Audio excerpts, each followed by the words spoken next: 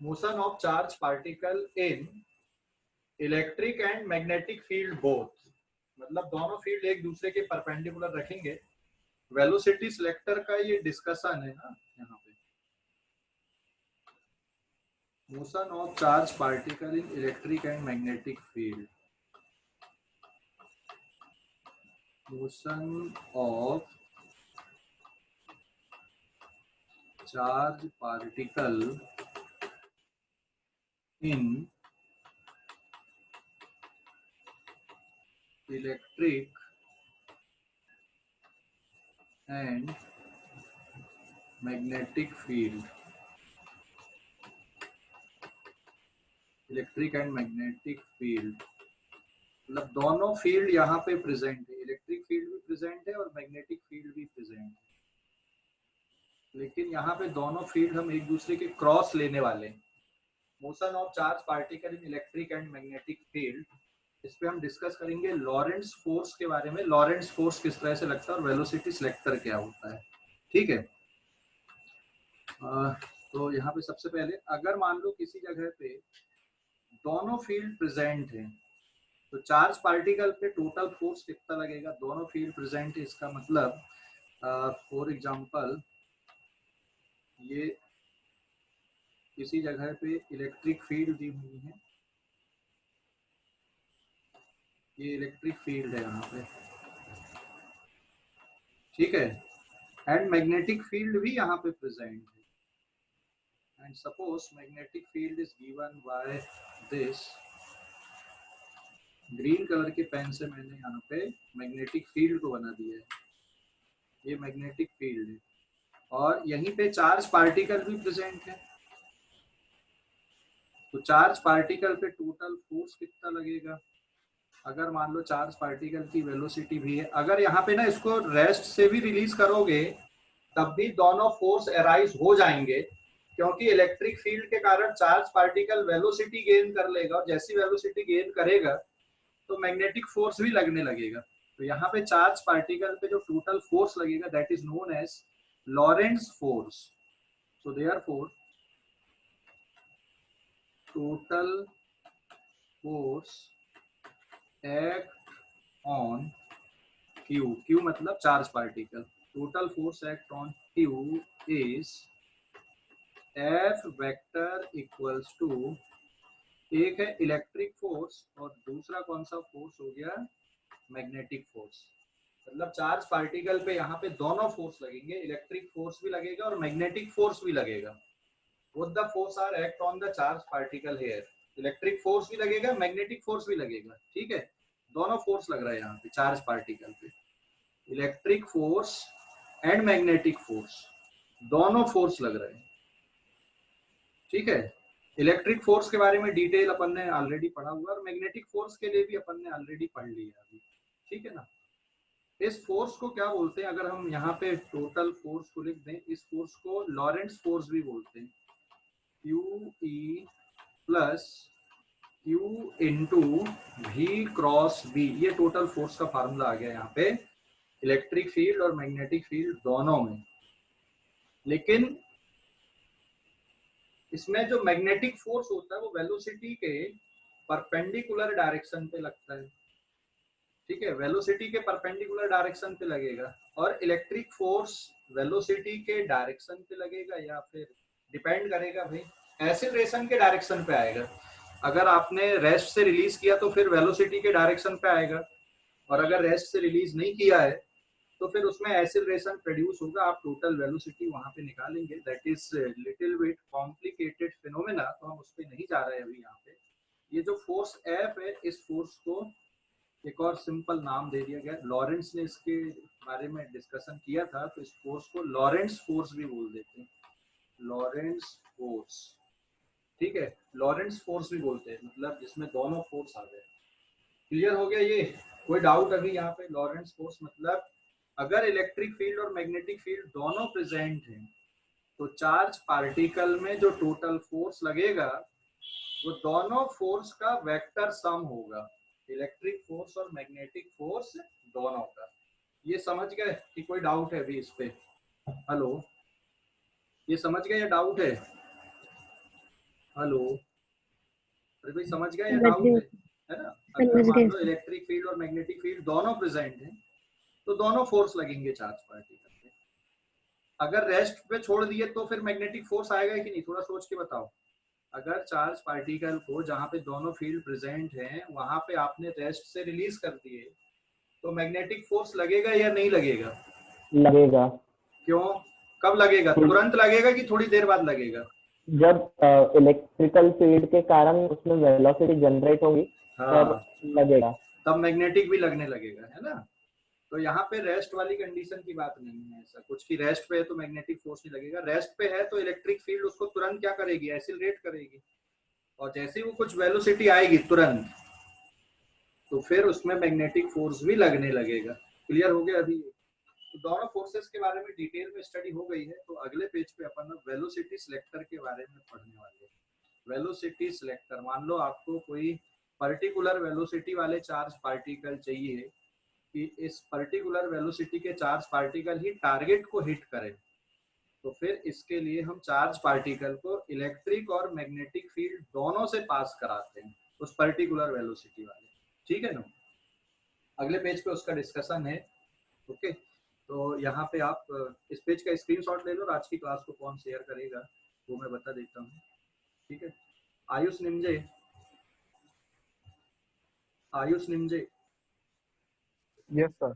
हाँ तुमको करना है ना? और yes sir. Amisha, Amisha. Okay sir. तो इस पेज का स्क्रीनशॉट ले लो जल्दी से। फिर अगले पेज पे वेलोसिटी सिलेक्टर, अब ये वेलोसिटी सिलेक्टर की जरूरत क्या है, क्यों है, ये सब डिस्कशन में बता रहा हूँ अभी, है ना? स्क्रीन से बाहर आ जाता हूँ मैं अभी। वेलोसिटी सिलेक्टर, इसकी जरूरत क्यों पड़ती है क्या ये वेलोसिटी सिलेक्टर? ठीक है, देखो ये वेलोसिटी सिलेक्टर की जरूरत क्यों पड़ती है। मान लो यहाँ पर ये कोई टारगेट है, आप कोई एक्सपेरिमेंट परफॉर्म कर रहे हो और ये चार्ज पार्टिकल है सपोज। ठीक है, अगर मान लो हमको एक ऐसे एक्सपेरिमेंट की जरूरत है जिसपे इस टारगेट पे जो चार्ज पार्टिकल हिट करे, ठीक है, जनरली आर्टिफिशियल एलिमेंट के सिंथेसाइजेशन पे आप उस पे प्रोटॉन की बम्बार्डिंग करते हो या किसी दूसरे पार्टिकल की बम्बार्डिंग करते हो या कोई और पर्पस के लिए आप किसी चार्ज पार्टिकल की टारगेट में बम्बार्डिंग करते हो। ठीक है ना?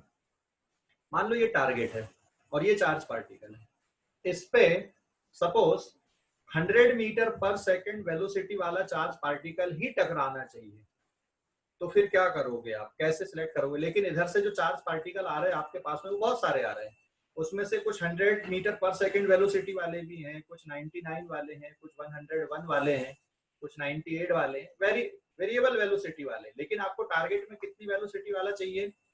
100 मीटर पर सेकंड वेलोसिटी वाला चाहिए। तो क्या करोगे आप फिर? समझ गए क्या बता रहा हूँ मैं, एक्सप्लेन क्या कर रहा हूँ यहाँ पे? आपके पास एक एक्सपेरिमेंट आप परफॉर्म कर रहे हो जहाँ पे इस टारगेट पे पर्टिकुलर वेलोसिटी वाले चार्ज पार्टिकल ही हिट करने चाहिए, लेकिन यहाँ से जो चार्ज पार्टिकल की स्ट्रीम आ रही है या जो अवेलेबल चार्ज पार्टिकल है जहाँ से वो आ रहे हैं, ठीक है ना, स्ट्रीम जो आ रही है उसमें अलग अलग वेलोसिटी वाले चार्ज पार्टिकल, लेकिन यहाँ पे हमको सिर्फ पर्टिकुलर वेलोसिटी वाला चार्ज पार्टिकल ही हिट करना चाहिए, ये रिक्वायरमेंट है। क्या करोगे आप वहाँ पे?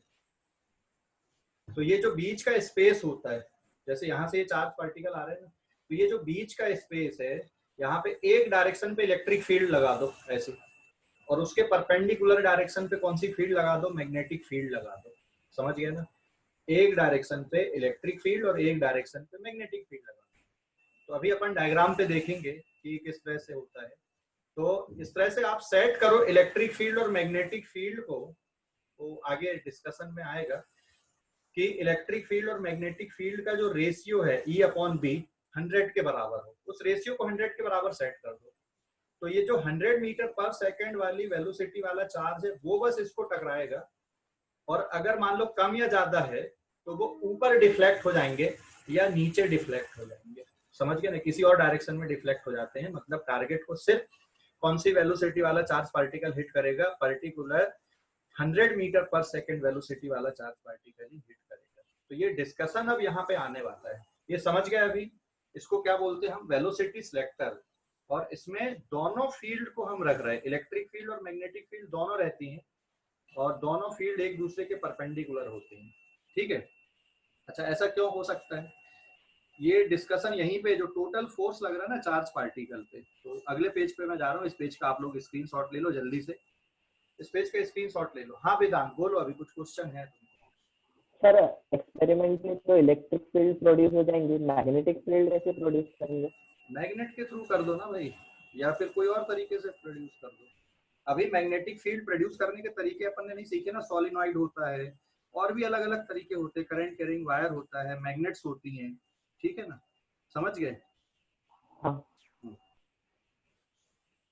उसकी स्ट्रेंथ को भी मेजर कर सकते हो आप, इलेक्ट्रिक फील्ड की स्ट्रेंथ भी मेजर कर सकते हो, मैग्नेटिक फील्ड की स्ट्रेंथ भी मेजर कर सकते हो, लेकिन उनके लिए आप डिवाइस बना सकते हो, सिंपल डिवाइस रहते हैं। लेकिन अपन ने 11th क्लास में ऐसे डिवाइसेस के बारे में नहीं पढ़े कि जो इलेक्ट्रिक फील्ड की स्ट्रेंथ को पकड़ेगा या पढ़ेगा। उसके लिए अपन ने क्या किया कि भाई इलेक्ट्रिक फील्ड की स्ट्रेंथ कैसे मेजर करोगे, वहां पे एक यूनिट पॉजिटिव चार्ज रख दो, कितना फोर्स लगेगा वो इलेक्ट्रिक फील्ड की स्ट्रेंथ को बता देगा। ठीक है, इस पेज का स्क्रीनशॉट लो। मोहित ने लिखा सर साइक्लोट्रॉन क्या होता है? बेटा साइक्लोट्रॉन अब सिलेबस में हट गया है, इसी प्रिंसिपल पे बेस्ड है वो। हाँ मोहित, साइक्लोट्रॉन अभी सिलेबस में नहीं है और शायद स्टेट बोर्ड में भी हटा देंगे, तो मैं अभी पढ़ाऊंगा नहीं साइक्लोट्रॉन के बारे पे, अगर बाद में सिलेबस में रहा तो फिर अपन डिस्कस कर लेंगे, है ना, अभी फिलहाल नहीं। लेकिन तो इसी प्रिंसिपल पे बेस्ड है वो। तो पेज नंबर 2 पे अपन आते हैं, यहाँ पे देखो page number 2। So Lorentz force की इक्वेशन क्या है आपके पास? What is the equation of Lorentz force here? Lorentz force, total force on charged particle will be given by electric force plus magnetic force. If अगर मान लो total force इसका 0 हो जाए, इसका मतलब क्या होगा, electric force is equal to minus of magnetic force, यही आएगा ना। This implies that Q into E is equals to minus of Q into V cross B. Is it clear? अरे भाई समझ गए, यहाँ पे Q से Q कैंसिल आउट हो जाएगा, तो इलेक्ट्रिक फील्ड का जो डायरेक्शन है, इलेक्ट्रिक फील्ड की जो स्ट्रेंथ है वो minus of V cross B के इक्वल होनी चाहिए। ठीक है, अगर मान लो हम दोनों को एक दूसरे के परपेंडिकुलर ले लें, तीनों को, एक और कंडीशन हम ले रहे हैं कि velocity is perpendicular to magnetic field. ठीक है, वेलोसिटी को भी आपने मैग्नेटिक फील्ड के परपेंडिकुलर ले लिया, v क्रॉस v का जो प्रोडक्ट है वो इलेक्ट्रिक फील्ड के बराबर है, ये होना चाहिए चार्ज पार्टिकल के लिए। और क्रॉस प्रोडक्ट के रूल में आपने पढ़ा है, क्रॉस प्रोडक्ट के रूल पे, ठीक है, क्रॉस प्रोडक्ट के रूल पे आपने क्या पढ़ा भाई कि v क्रॉस v का जो रिजल्टेंट आएगा वो उसके परपेंडिकुलर आएगा।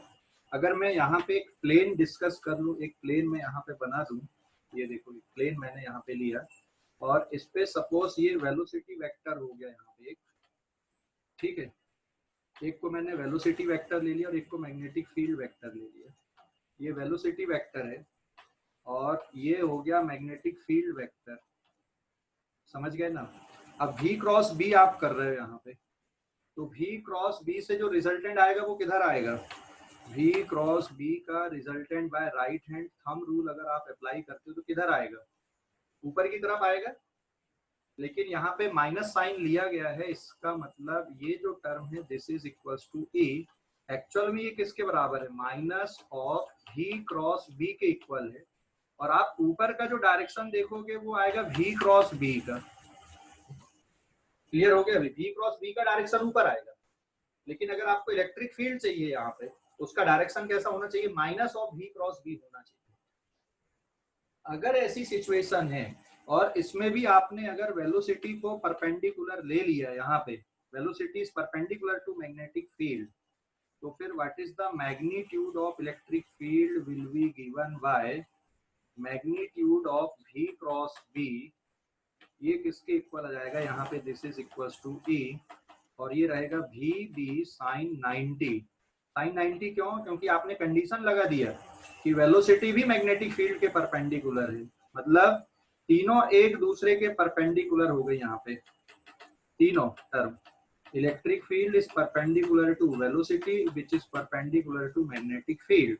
तीनों एक दूसरे के परपेंडिकुलर हैं। तो यहाँ पे आप देखोगे E किसके इक्वल आ रहा है, V इंटू बी के इक्वल आ रहा है।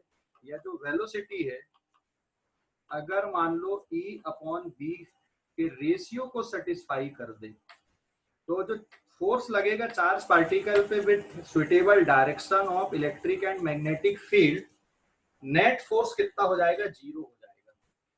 ये अगर रेशियो सेटिस्फाई कर रहा है, मतलब यहाँ पे जो नेट फोर्स है, net force is equal to 0, ये तभी आएगा, ये जो नेट फोर्स है तभी 0 होगा ओनली इफ अगर E अपॉन बी का रेशियो सेटिस्फाई करे। हाँ, लेकिन कंडीशन है भाई यहाँ पे, भाई वेलोसिटी और मैग्नेटिक फील्ड एक दूसरे के परपेंडिकुलर होना चाहिए। मैं इस टर्म को यहाँ से हटा देता हूँ, ये यहीं पर के लिए। तो E अपॉन बी का रेशियो अगर सेटिस्फाई हो रहा है और प्रॉपर आप इलेक्ट्रिक फील्ड और मैग्नेटिक फील्ड के डायरेक्शन ले लो, तो चार्ज पार्टिकल पे मैग्नेटिक जो नेट फोर्स है या लॉरेंट्ज फोर्स है, उसकी वैल्यू क्या हो जाएगी, 0 हो जाएगी। और इस प्रिंसिपल का यूज किया जाता है वेलोसिटी सिलेक्टर बनाने के लिए, जो अपन ऊपर डिस्कस कर रहे थे, जो थ्योरी में डिस्कस कर रहा था, इसी प्रिंसिपल को यूज किया जाता है। तो यहाँ पे अपन लिख दें, this principle is used for velocity selector। Velocity selector बनाने के लिए इस प्रिंसिपल का यूज किया जाता है। समझ गए? और अब वेलोसिटी सिलेक्टर कैसे बनता है वो मैं आगे डिस्कस कर रहा हूँ। भाई सुटेबल फील्ड कैसे चूज करना, डायरेक्शन क्या लेना चाहिए जिससे चार्ज पार्टिकल पे नेट फोर्स कितना आना चाहिए, 0। तो यहाँ पे देखोगे इलेक्ट्रिक फील्ड और मैग्नेटिक फील्ड तो एक दूसरे के परपेंडिकुलर आ ही रही है यहाँ पे, है ना। अगर आप इस यहाँ पे देख रहे हो, इस डायग्राम पे अगर आप देख रहे हो, ठीक है, जो डायग्राम मैंने बनाया इस पे electric field is perpendicular to magnetic field as well as electric field is perpendicular to velocity. और एक और एडिशनल कंडीशन ले लो आप कि वेलोसिटी को भी किसके परपेंडिकुलर ले लो, मैग्नेटिक फील्ड के। तो फिर कंडीशन क्या जनरेट हो जाएगी आपकी, E अपॉन बी के बराबर की कंडीशन जनरेट हो जाएगी। तो हो सकता है कि चार्ज पार्टिकल पे नेट फोर्स कितना लगे, 0 लगे। और यही प्रिंसिपल यूज किया जाता है वेलोसिटी सिलेक्टर के लिए। इस पेज का स्क्रीनशॉट ले लो, फिर अगले पेज पे अपन जा रहे हैं, वहां पे डिस्कशन करते हैं। इस पेज का स्क्रीनशॉट लो पहले जल्दी से, इस पेज का स्क्रीनशॉट ले लो बेटा। ले लिए स्क्रीनशॉट, ले लिए इस पेज का? हेलो, ले लिए हाँ क्या? सर। हाँ सर। ओके, अभी देखो थोड़ा सा आइडिया लगा। अभी आइडिया कैसे लगा? ये टारगेट है ना, दिस इज द टारगेट, और ये चार्ज पार्टिकल है। इस टारगेट पे 100 मीटर पर सेकंड की वेलोसिटी वाले चार्ज पार्टिकल ही स्ट्राइक करना चाहिए। इसका मतलब क्या होगा, आपको एक डायरेक्शन पे, जैसे आपने इधर पे इलेक्ट्रिक फील्ड ले लिए तो आप इधर पे मैग्नेटिक फील्ड ले लो, एक दूसरे के परपेंडिकुलर। और ऐसी कंडीशन हो कि जो चार्ज पार्टिकल यहाँ पे आ रहा है 100 मीटर पर सेकंड वाला, इस पे नेट फोर्स 0 लगे, तो ये जाके स्ट्राइक करेगा यहाँ पे। और वो कब करेगा, जब electric field E upon B का रेशियो 100 के बराबर होगा। तो आपको E अपॉन बी को या इलेक्ट्रिक फील्ड और मैग्नेटिक फील्ड को इस तरह से एडजस्ट करना पड़ेगा, वहां पे इस तरह से देना पड़ेगा, ऐसा लगाना पड़ेगा कि उसका रेशियो 100 के बराबर हो। तो बाकी के जो चार्ज पार्टिकल हैं जो 100 के बराबर नहीं है, उस पर नेट फोर्स 0 नहीं लगेगा। या तो नेट फोर्स उसमें इलेक्ट्रिक फील्ड के डायरेक्शन पे लगेगा या मैग्नेटिक फील्ड के डायरेक्शन पे लगेगा। अगर इलेक्ट्रिक फील्ड के डायरेक्शन पे लग रहा है तो फिर इधर मुड़ जाएगा जिस डायरेक्शन पे इलेक्ट्रिक फील्ड है, और अगर मैग्नेटिक फील्ड के डायरेक्शन पे लग रहा है तो मैं अलग डायरेक्शन पे मुड़ जाएगा, फिर तो हिट नहीं करेंगे। तो सिर्फ यहाँ पे टारगेट पे कौन से चार्ज पार्टिकल हिट करेंगे, जिनकी velocity exactly E upon B के रेशियो के बराबर है। तो यहाँ पे वेलोसिटी को भी दोनों फील्ड के परपेंडिकुलर प्रोजेक्ट करना, तो इससे आसान हो जाएगा, कैलकुलेशन आसान हो जाएगा, या फिर डिवाइस बनाना आसान हो जाएगा, है। तो यहाँ पे आते वापस अपन अगले पेज पे, देखो अभी थर्ड पेज पे जाते हैं, पेज नंबर 3। अभी ये पेज नंबर 3। अब मैं डायग्राम बना रहा हूँ यहाँ पे, सिंपल डायग्राम से अपन समझते हैं, ठीक है। सिंपल सा डायग्राम अपन ले रहे हैं यहाँ पे, और डायग्राम को समझने के लिए मैं पहले यहाँ पे टारगेट बना देता हूँ, जिससे आप एक टारगेट ले रहा है अपन यहाँ पे, ठीक है। सपोज ये टारगेट है, दिस इज द टारगेट। ठीक है, कोई मटेरियल है, टारगेट लिए अपन ने, और इस टारगेट पे यहाँ पे कुछ चार्ज पार्टिकल की स्ट्रीम्स यहाँ पे आ रही हैं। हमें नहीं पता कौन से चार्ज पार्टिकल किस तरह के आ रहे हैं, लेकिन यहाँ पे चार्ज पार्टिकल आ रहे हैं बहुत सारे। ये इस तरह से चार्ज पार्टिकल आ रहे हैं यहाँ पे इस स्ट्रीम के थ्रू। टारगेट को हिट करना चाहिए, लेकिन यहाँ पे रिक्वायरमेंट क्या है, if it is hit by charge particle q of velocity v not velocity वाले चार्ज पार्टिकल हिट करने चाहिए। ठीक है, तो ऊपर का जो डिस्कशन है उसको अपन कंसीडर कर रहे हैं यहाँ पे कि v नॉट वेलोसिटी किसके रेशियो के बराबर हो, e अपॉन v के रेशियो के बराबर होना चाहिए। तो अब हम क्या करेंगे, यहाँ पे इलेक्ट्रिक फील्ड और मैग्नेटिक फील्ड दोनों अप्लाई करेंगे, लेकिन इलेक्ट्रिक फील्ड और मैग्नेटिक फील्ड दोनों कैसे होने चाहिए, एक दूसरे के परपेंडिकुलर डायरेक्शन पे होना चाहिए। ठीक है ना, क्लियर हो गया। यहाँ पे मैं 3 चार्ज पार्टिकल ले लिया, Q1, Q2 और Q3। इसमें तीनों की मैं वेलोसिटी एक की कम ले रहा हूँ, एक की ज्यादा ले रहा हूँ और एक की बराबर ले रहा हूँ। जैसे मान लो यहाँ पर Q1 की जो वेलोसिटी है V1 that is greater than V not, Q2 की वेलोसिटी V2, ये कॉन्सेप्ट को समझने के लिए लिया हूं मैंने अभी। हाँ, V2 is equals to V not and Q3 की जो वेलोसिटी है V3, ये सपोज लेस देन है V नॉट से।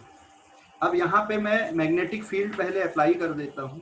सपोज इस जगह पे एक हमने यूनिफॉर्म मैग्नेटिक फील्ड लगा दिए, ये ऐसे, ये यूनिफॉर्म मैग्नेटिक फील्ड आपने लगा दिया है यहाँ पे इस जगह पे।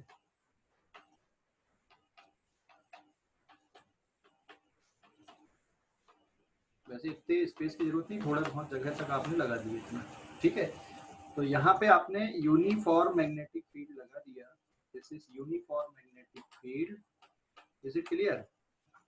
अब यूनिफॉर्म मैग्नेटिक फील्ड के कारण चार्ज पार्टिकल पे मैग्नेटिक फोर्स किधर लगेगा, कौन से डायरेक्शन पे लगेगा, जल्दी बताओ। यहाँ पे मान लो आपने चार्ज पार्टिकल लिया Q, कोई भी हो सकता है तीनों में से Q, है ना, Q। इस पे मैग्नेटिक फोर्स किधर लगेगा, राइट हैंड थंब रूल लगाओगे ना अभी, आया ना? अरे भाई राइट हैंड थंब रूल लगाओगे, मैग्नेटिक फोर्स का डायरेक्शन किधर लगेगा राइट हैंड थंब रूल से, ऊपर लगेगा कि नीचे की तरफ लगेगा? ऊपर की तरफ। हाँ, ऊपर की तरफ लगेगा, वेरी गुड। तो इस पे मैग्नेटिक फोर्स लगेगा ऊपर के डायरेक्शन पे।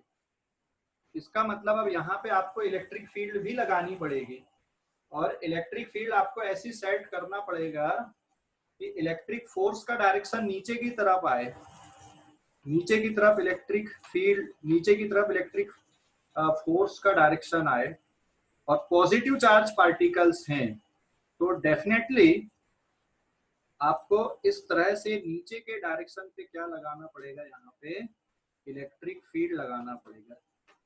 ये इलेक्ट्रिक फील्ड आपने ले लिया यहाँ पे, इसका डायरेक्शन किधर है, नीचे की तरफ है, क्योंकि पॉजिटिव चार्ज आपने लिया है यहाँ पे। Is it clear? तो इलेक्ट्रिक फील्ड आपने नीचे की तरफ ले लिए, तो अब इलेक्ट्रिक फोर्स का डायरेक्शन किधर आएगा बेटा, यहाँ पे। This is the direction of electric force. ये इलेक्ट्रिक फोर्स का डायरेक्शन हो गया डाउनवर्ड डायरेक्शन पे। क्लियर हो गया अभी कि नहीं? कोई डाउट इस पे? अरे भाई कोई डाउट है? हेलो, नहीं है? नहीं है ना? तो दोनों फोर्स एक दूसरे के अपोजिट हो गए। अगर दोनों फोर्स का मैग्नीट्यूड एक जैसा है, सेम है, तो चार्ज पार्टिकल पे नेट फोर्स कितना लगेगा, 0 लगेगा। मतलब टारगेट को वही चार्ज पार्टिकल आके हिट कर पाएगा। जैसे ये चार्ज पार्टिकल मान लो टारगेट तक पहुंच पाया है, अभी ये क्यू कौन सा वाला है, 1 नंबर का कि 2 नंबर का कि 3 नंबर का, तो ये इस चार्ज पार्टिकल पे मैं कंडीशन लिख दे रहा हूँ इफ, ठीक है, ये वाले चार्ज पार्टिकल पे अगर मान लो इलेक्ट्रिक फोर्स का मैग्नीट्यूड मैग्नेटिक फोर्स के बराबर है, तो वो टारगेट को हिट कर पाएगा। यहाँ पे देखो इस पूरी सिचुएशन में velocity electric field and magnetic field तीनों एक दूसरे के परपेंडिकुलर है। Velocity vector is perpendicular to magnetic field vector which is perpendicular to electric field vector. Is it clear? इसको जब आप सिंप्लीफाई कर दोगे यहाँ पे तो ये होगा क्यू ए और ये टर्म है क्यू वी बी। क्यू से क्यू कैंसिल आउट हो गया, इसका मतलब v इक्वल्स टू किसके बराबर बचेगा? E अपॉन b के बराबर बचेगा। ठीक है, तो टारगेट को कौन सा चार्ज पार्टिकल आके हिट कर पाएगा? यहाँ पे Q2 वाला जो रिक्वायर्ड वेलोसिटी वाला है। अब बाकी दो का क्या होगा? जिन एक की वेलोसिटी कम है और एक की वेलोसिटी ज्यादा है v नॉट से, तो Q2 वाला तो टारगेट को हिट कर देगा, बाकी दो पे क्या इफेक्ट पड़ेगा? ठीक है, एक की वेलोसिटी v से कम है और एक की वेलोसिटी v से ज्यादा है। अरे भाई समझ गए? देखो इलेक्ट्रिक फोर्स पे, लिसन, इलेक्ट्रिक फोर्स पे किसका इफेक्ट नहीं होता? चार्ज का इफेक्ट, सॉरी वेलोसिटी का इफेक्ट नहीं होता। अगर वेलोसिटी ज्यादा रहेगी तो मैग्नेटिक फोर्स ज्यादा रहेगा, और अगर वेलोसिटी कम रहेगी तो मैग्नेटिक फोर्स भी कम रहेगा। ठीक है, मैग्नेटिक फोर्स कम रहेगा, इसका मतलब ऊपर के डायरेक्शन में कौन सा चार्ज पार्टिकल डिफ्लेक्ट होना चालू हो जाएगा? एक चार्ज पार्टिकल ऊपर डिफ्लेक्ट होना चालू हो जाएगा यहीं से, ये ऐसा, और एक चार्ज पार्टिकल नीचे की तरफ जाने लगेगा, नीचे के डायरेक्शन में डिफ्लेक्ट होके आने लगेगा। तो एक नीचे के डायरेक्शन में डिफ्लेक्ट होके आएगा और एक चार्ज पार्टिकल ऊपर की तरफ डिफ्लेक्ट हो जाएगा। ठीक है, अरे भाई समझ गए कि नहीं? और एक सीधा किसको हिट कर देगा? टारगेट को हिट कर देगा एक चार्ज पार्टिकल सीधा। कौन सा वाला टारगेट को हिट कर रहा है? जिसकी वेलोसिटी कैसी है? v not e upon b के रेशियो के बराबर है, जो रिक्वायरमेंट है आपका। ठीक है, तो एक चार्ज पार्टिकल आपका ऊपर चला गया और एक चार्ज पार्टिकल रह गया नीचे। तो ये ऊपर की तरफ कौन सा डिफ्लेक्ट हो गया, नीचे की तरफ कौन सा डिफ्लेक्ट हो गया, इधर पे ये कौन सा चार्ज पार्टिकल जा रहा है?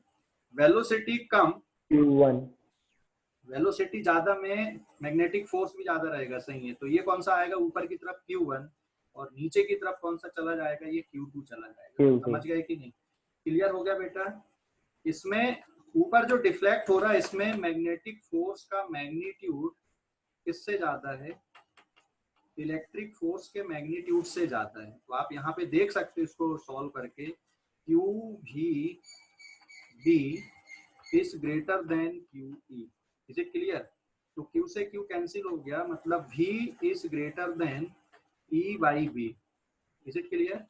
मतलब यहाँ पर जो चार्ज पार्टिकल आ रहा है उसकी वेलोसिटी V नॉट से ज्यादा है, तो V नॉट से ज्यादा वेलोसिटी वाला कौन सा है? Q1 हो गया। सिमिलरली नीचे की तरफ देखोगे यहाँ पे, तो इस पे इलेक्ट्रिक फोर्स की वैल्यू ज्यादा होनी चाहिए नीचे आने के लिए, है ना?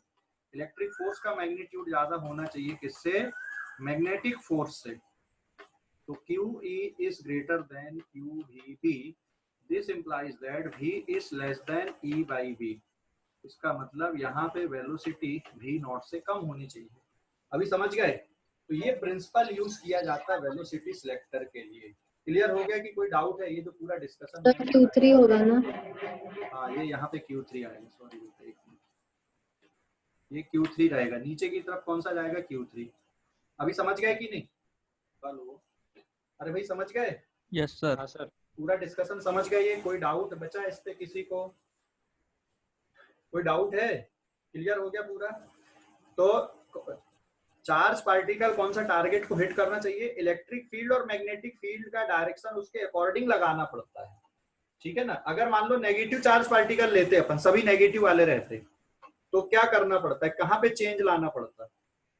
सभी चार्ज पार्टिकल अगर नेगेटिव वाले रहते तो क्या करना पड़ता है? का डायरेक्शन, इलेक्ट्रिक फील्ड का डायरेक्शन ऊपर की तरफ हो जाता है ना, अपोजिट, और मैग्नेटिक फील्ड का डायरेक्शन भी अपोजिट करना पड़ता ना, फिर कि नहीं करना पड़ता? अगर सारे चार्ज पार्टिकल आपके नेगेटिव वाले हो गए तो इलेक्ट्रिक फील्ड का डायरेक्शन आप ऊपर करते, मैग्नेटिक फील्ड को चेंज करना पड़ता है उसका डायरेक्शन को। क्या सोचो थोड़ा सा, मैग्नेटिक फील्ड के डायरेक्शन को भी चेंज करना पड़ता क्या? Yes sir. हाँ, उसका डायरेक्शन परपेंडिकुलर अप आ जाता। अभी क्रॉस वाली फील्ड है तो कौन सी वाली फील्ड लेना पड़ता? आपको डॉट वाली फील्ड लेना पड़ता। समझ गए? समझ गए? Hello, yes sir.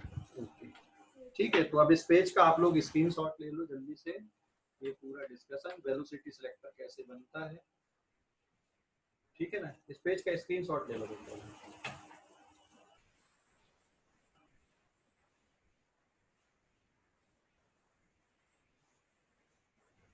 ले लो स्क्रीनशॉट ले लो अब इस पेज का। हाँ, पेज नंबर 4 पे अब अपन देख रहे हैं यहाँ पे new study magnetic force on current carrying wire. एक करंट कैरिंग वायर मान लो, उस पर मैग्नेटिक फोर्स कितना लगेगा वो कैलकुलेशन करना होगा, ठीक है।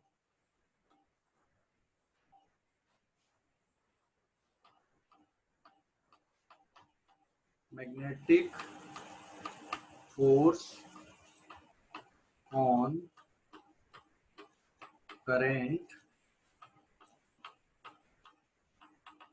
Carrying wire, magnetic force on current carrying wire in external magnetic field, in external magnetic field,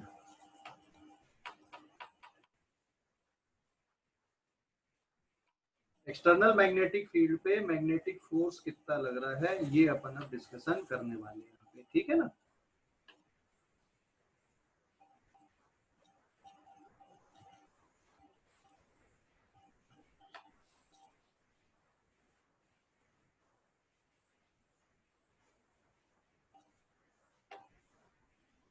okay, तो this is the new heading. अभी इसका जो डेरिवेशन है या जो कैलकुलेशन है अभी मैग्नेटिक फोर्स से ही रिलेटेड है, ऊपर जो डिस्कशन अपन ने की उसी से रिलेटेड है बेटा। Magnetic force on current carrying wire in external magnetic field, ठीक है। तो सपोज यहाँ पे हम कोई वायर कंसीडर कर ले रहे हैं,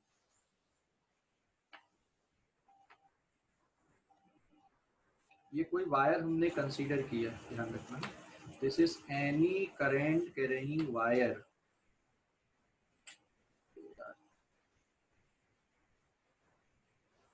ये कोई करंट कैरिंग वायर अपन ने लिए जिसपे करंट फ्लो हो रहा है, ठीक है। This is any current carrying wire, और मान लो इस पे करंट किधर फ्लो हो रहा है, ऊपर के डायरेक्शन पे करंट जा रहा है। यहाँ पे मैं मैग्नेटिक फील्ड बना देता हूँ, suppose this is the direction of magnetic field है, ये मैग्नेटिक फील्ड के डायरेक्शन है, this is the direction of magnetic field, और यहाँ पे करंट ऊपर की तरफ फ्लो हो रहा है। तो यहाँ पे भाई कंडक्टर में बहुत सारे फ्री इलेक्ट्रॉन्स हैं, जो फ्री इलेक्ट्रॉन है वो कौन से डायरेक्शन में मूव करके आएंगे जल्दी बताओ। फ्री इलेक्ट्रॉन कौन से डायरेक्शन में मूव करेंगे, करंट के डायरेक्शन में कि करंट के अपोजिट डायरेक्शन पे? अपोजिट, करंट के अपोजिट डायरेक्शन में। हाँ, ये फ्री इलेक्ट्रॉन्स हो गए, है ना। तो जो फ्री इलेक्ट्रॉन्स आ रहे हैं they are moving opposite to the direction of current.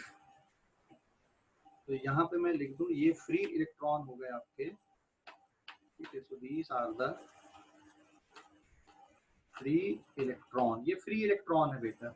और यहाँ पे एन क्या हो गया, फ्री इलेक्ट्रॉन डेंसिटी, जो अपन ने कहाँ पे पढ़े थे, करंट इलेक्ट्रिसिटी पे पढ़े थे। अब उसकी थोड़ी सी कॉन्सेप्ट यहाँ पर यूज होने वाली है, ध्यान रखना। उसकी थोड़ी सी कॉन्सेप्ट अब यहाँ पे यूज होने वाली है। तो ड्रिफ्ट वेलोसिटी किधर आएगी, करंट के डायरेक्शन में ड्रिफ्ट वेलोसिटी आएगी कि उसके अपोजिट डायरेक्शन में ड्रिफ्ट वेलोसिटी रहेगी। तो this is the direction of drift velocity है। तो एक इलेक्ट्रॉन में कितना फोर्स लगेगा आप निकाल सकते हो यहाँ पे। तो therefore magnetic force on one electron, magnetic force on one electron, एक इलेक्ट्रॉन में कितना मैग्नेटिक फोर्स लग रहा है। What is VD here, VD is drift velocity, है ना। अगर करंट फ्लो हो रहा है तो ड्रिफ्ट वेलोसिटी आएगी। ध्यान रखो रैंडम वेलोसिटी के कारण जो नेट मैग्नेटिक फोर्स है वो जीरो आएगा, रैंडम वेलोसिटी के कारण, ध्यान रखना। उनका कोई रोल कॉल नहीं आएगा, क्योंकि जो रैंडम मोशन होता है उनका सबका वेक्टर सम अल्टीमेटली कितना मिल जाएगा, आपको जीरो मिल जाएगा। वैसे तो रैंडम वेलोसिटी के कारण भी मैग्नेटिक फोर्स जनरेट होगा, लेकिन वो इस तरह से जनरेट होगा कि उनका ओवरऑल वेक्टर सम कितना हो जाए, जीरो हो जाए। तो एक फिक्स डायरेक्शन में जो वेलोसिटी होती जिसको आप ड्रिफ्ट वेलोसिटी बोलते हो वही बचेगी वहां पे, मतलब नेट फोर्स के कैलकुलेशन में वही वाला पार्ट बचेगा। तो magnetic force on one electron will be given by Fm vector is equals to, किसके बराबर लिखोगे आप, minus E is the charge on electron into drift velocity into b के इक्वल लिखोगे। अरे भाई समझ गए, कोई डाउट यहाँ पे? जहाँ पे थीटा किसके बीच में एंगल बन रहा है, यहाँ पे theta is angle between drift velocity and magnetic field. Is it clear? कोई डाउट इस पे, इक्वेशन पे कोई डाउट किसी को? माइनस ई क्यों लिख दिए? अरे भाई समझ गए, magnetic force on one electron, एक इलेक्ट्रॉन पे इतना मैग्नेटिक फोर्स है। अरे समझ गए कि नहीं? Hello, yes sir.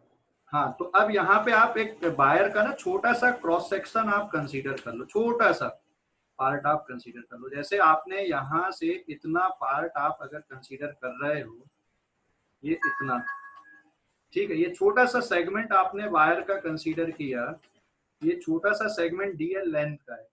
तो इतनी जगह पे टोटल फोर्स कितना लगेगा वो लिख दो आप, ठीक है। So therefore total force on DL element of wire, DL element मतलब बहुत छोटा सा पार्ट है वायर का, डीएल एलिमेंट, वहां पे टोटल फोर्स कितना आ रहा है, तो that is given by DFM is equals to, यहाँ पे आपको किसका मल्टीप्लाई कर देना है, कैपिटल N का मल्टीप्लाई कर दो, और ब्रैकेट में फिर क्या रहेगा, VD और cross product of magnetic field. What is N here? N is number of free electron, number of free electron in DL element. DL element मतलब समझ गए ना, free electron in DL element. DL element में n क्या है, number of free electron. मान लो जहां पे अपन ने डीएल एलिमेंट लिए, इस डीएल एलिमेंट की जगह पे यहाँ पे कितने इलेक्ट्रॉन आ रहे हैं, n इलेक्ट्रॉन से।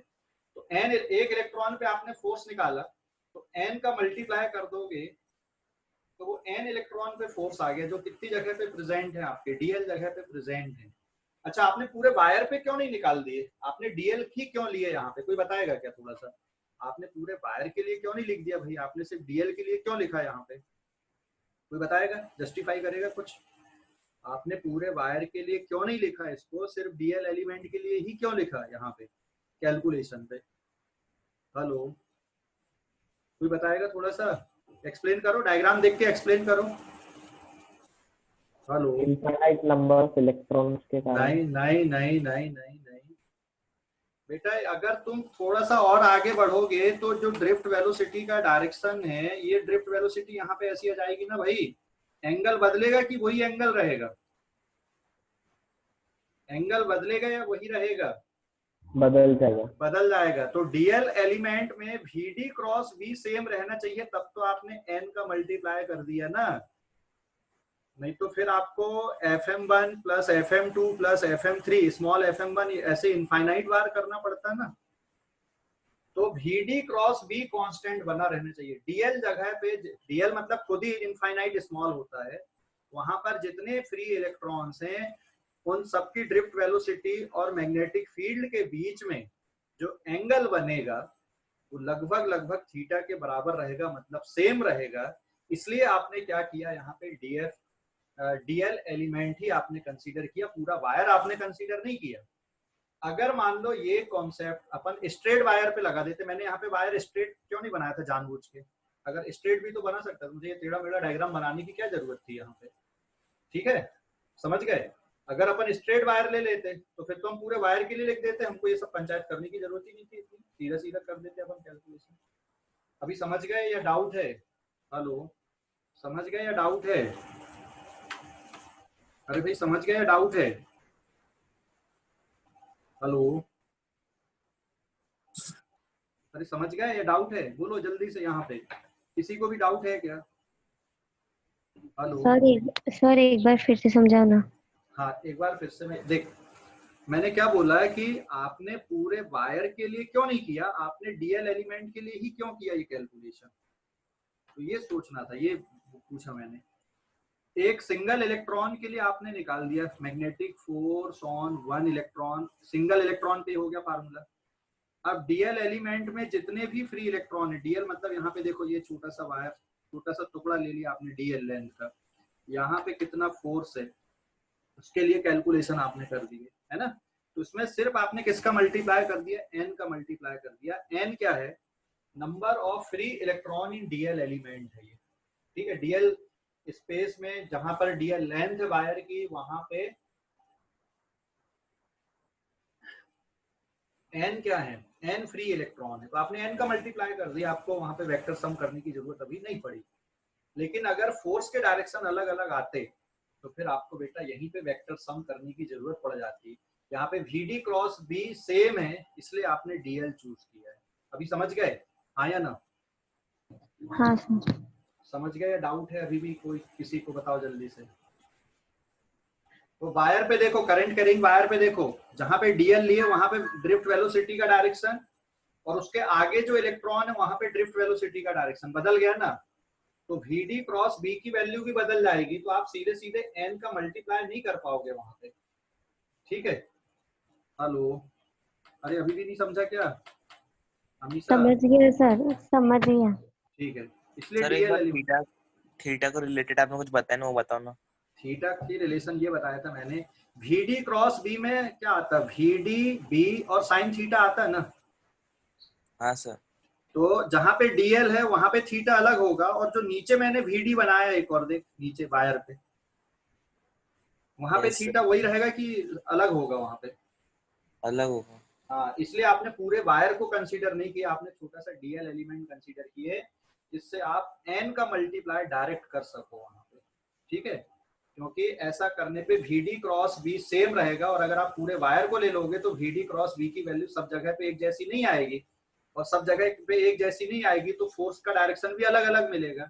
तो आप फिर यहाँ n का मल्टीप्लाई नहीं कर सकते थे, वहां पे आपको क्या करना पड़ता, वेक्टर सम करना पड़ता। समझ गए? हेलो, अरे समझ गए कि नहीं? Yes, sir. हाँ, समझ गया सर। लेकिन वैसे भी पूरे वायर में अगर आपको निकालना तो आगे चल के वेक्टर सम ही करना पड़ेगा, ठीक है ना, बट वो आगे की प्रोसेस है। अब यहाँ पे n को क्या लिखोगे आप, जो नंबर ऑफ फ्री इलेक्ट्रॉन थे DL जगह पे, उसको कैसे लिखोगे, n को कैसे लिख दोगे, n is small n into V। Volume, volume लिखोगे ना। फ्री इलेक्ट्रॉन डेंसिटी का मतलब क्या होता है, नंबर पर यूनिट वॉल्यूम होता है कि नहीं? अरे हाँ या ना? तो नंबर निकालना है तो फ्री इलेक्ट्रॉन डेंसिटी में आप वॉल्यूम का मल्टीप्लाई कर दो, करंट इलेक्ट्रिसिटी पे पढ़े थे, और वॉल्यूम मतलब बन जाएगा area of cross section into DL बन जाएगा ना, हाँ या ना? ए क्या है इसका, area of cross section, A is area of cross section. समझ गए कि नहीं? हेलो, समझ गए इतना? Yes sir. हाँ, अब रिप्लेस कर दो वैल्यूज को आप बस आगे, तो हमारा काम खत्म हो जाएगा। यहाँ पे देखो वैल्यूज को रिप्लेस करते हैं अभी आगे पेज नंबर 4 पे। तो जो इक्वेशन है आपकी, this implies that DFM vector will be given bye -E, हाँ, और फिर n की जगह पे आप लिख दोगे स्मॉल n a DL, और ये ड्रिफ्ट वेलोसिटी और क्रॉस प्रोडक्ट हो गया मैग्नेटिक फील्ड का। अब बेटा आपने करंट की डेफिनेशन पढ़ी थी, करंट का फार्मूला पढ़ा था, this is NEA into drift velocity, पढ़ा है कि नहीं? Hello, yes sir. करंट पढ़ा है? Yes sir. हाँ, तो अब क्या रिप्लेस कर सकते हो, आपको E भी हटाना पड़ेगा, N भी हटाना पड़ेगा, A भी हटाना पड़ेगा, और ड्रिफ्ट वेलोसिटी को भी हटाना पड़ेगा।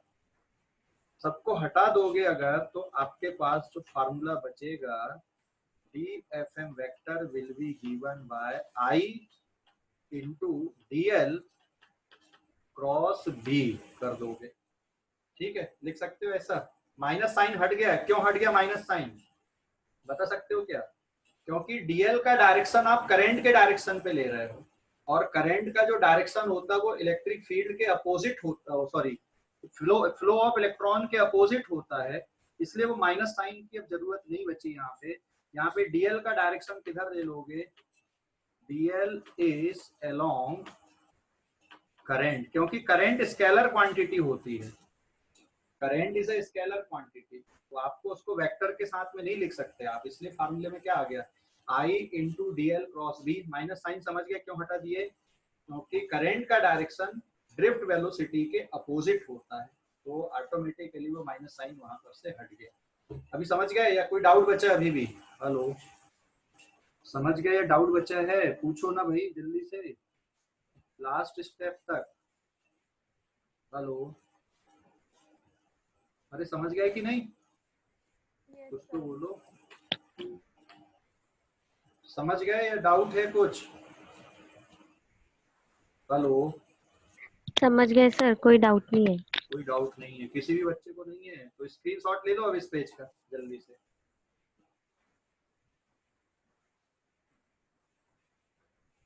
स्क्रीनशॉट ले लो जल्दी से। लास्ट वाला कैलकुलेशन एक और बार समझाओ ना। लास्ट वाला कैलकुलेशन, सेकंड लास्ट, दो लास्ट टू कैलकुलेशन की सिर्फ एकदम लास्ट वाला, सबसे लास्ट वाला। सबसे लास्ट वाले कैलकुलेशन पे देखो, यहाँ पे करंट का फार्मूला क्या होता है, N E A V D होता है ना, लेफ्ट में लिखा देखो, वायर के नीचे, वायर के नीचे लिखा है ना लेफ्ट में देखो। Yes sir. हाँ, तो आपके पास अब राइट में देखो, डीएफ के फार्मूले पे आओ, सेकंड लास्ट वाला फार्मूला, सेकंड लास्ट जहाँ पे पहुंच गए अपन, minus E N A D L और वी डी। अगर अपन ई एन ए और वी डी को हटा दे तो उसकी जगह पे क्या लिख सकते हो आप, करंट लिख सकते हो, और डीएल को अंदर लिख दो, क्योंकि करंट स्केलर क्वांटिटी होती है तो उसको आप वेक्टर के साथ मल्टीप्लाई नहीं करोगे, तो डीएल को आपने वेक्टर बना दिया। DL can be a vector, ठीक है ना, DL can be a vector. भाई जो स्मॉल लेंथ होती है ना उसको आप वेक्टर ट्रीट कर सकते हो ना, आपने काइनेमेटिक्स में पढ़े ना, डीएक्स वेक्टर, डिस्प्लेसमेंट वेक्टर को डीएक्स मान लिया अपन ने, तो DL can be a vector, और डीएल का डायरेक्शन आप किधर ले लो, करंट के डायरेक्शन पे ले लो, इसलिए आपका फाइनल फार्मूला क्या हो गया, I into D L cross B हो गया। समझ गए अब? हेलो, समझ गए? किसने पूछा था, सिल्वी? Hello, yes sir. समझ गए कि और बताऊं अभी? हो गया सर। हो गया?